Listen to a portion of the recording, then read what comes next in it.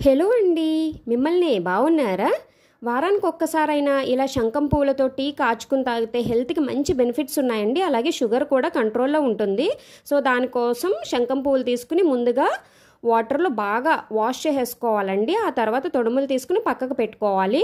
వేరొక empty bowl తీసుకుని ఒక 3 గ్లాసులు వాటర్ వేసుకుని అందులోకి వాష్ చేసుకున్న ఫ్లవర్స్, అలాగే 1 ఇంచ్ అల్లం ముక్క, 2 ఇంచులు దాల్చిన చెక్క వేసుకుని ఒక 10 మినిట్స్ బాయిల్ చేసుకుంటే సరిపోతుంది.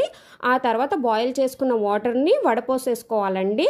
వేరొక ఎంటీ గ్లాస్ తీసుకుని అందులోకి కొంచెం షుగర్ వేసుకుని మనం బాయిల్ చేసుకున్న వాటర్ వేసుకుని లెమన్ పిండుకుని సర్వ్ చేస్తే చాలా బాగుంటుందండి.